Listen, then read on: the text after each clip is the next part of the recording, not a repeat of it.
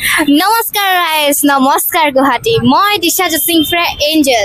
আজি আপোনালোকৰ মাজত আহি পালোহি, যিহেতু মই আছোঁ এতিয়া গণেশগুৰিত। আৰু আপোনালোকে জানে এবাৰ 3টা বতৰ একেলগত আহি গৈছে। কি জানেনে? বিহু, ইলেকশ্যন আৰু বানপানী বতৰ। বানপানী বতৰ বুলি সেইকাৰণে কৈছোঁ মানে কি মানে যিহেতু এতিয়া বৰষুণ দি দিয়ে, তো চব চাৰিওফালে বানপানী হৈ তোলে। কিন্তু ব'লকচোন আমি চবকে অকণমান যাই সুধোঁ এই আংকলজনৰ ফিলিংছটো কি, যিহেতু এবাৰ বিহু আৰু ইলেকশ্যনৰ বতৰ একেলগতে আহি পাইছে, তেওঁৰ কেনেকুৱা লাগিছে। আৰু জানেনে এবাৰ কি বিহুৰ বতৰটো অলপ সেমেকা যেন লাগিছে, কিয় মানে আমি আমাৰ মাজেৰে আমাৰ মৰমৰ জুবিন দাক হেৰালোঁ। কিন্তু এই দুখৰ মাজতো আমি এই অনুষ্ঠানটো আগবঢ়াই লৈ যাম। আহকচোন ব'লক আমি। হয় দাদা, নমস্কাৰ। আপোনাৰ নামটো প্ৰথমতে জানিব পাৰিম নেকি? মোৰ নাম মিৰাজ। আপুনি অকণমান কেমেৰা ফালে চাওক।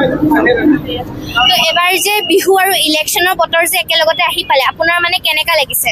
বেয়া লাগিছে। বেয়া মানে এইটোৱে হয়, কোনটো আমাৰ মাৰ্কেটটো বহুত বেয়া হৈ যাব। কোনটো আগত আপোনাৰ ইলেকশ্যনটো হ'ব লাগিছিলে নে ভোটখন হ'ব লাগিছিলে, এইটো পিছত হৈ গ'ল ন, এতিয়াতো বেয়া হৈ যাব। এইটো কাৰণে মই ক'ব নোৱাৰোঁ একো। পিছে বিহুৰ প্ৰিপেৰেশ্যন আপোনাৰ কেনেকুৱা চলিছে?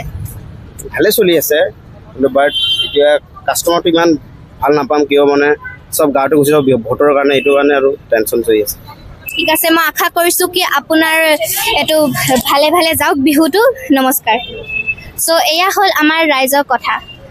আপোনাৰ লগত মই আকৌ জড়িত হ'ম তেতিয়ালৈকে চাই থাকক the road show' on Bihu. নমস্কাৰ।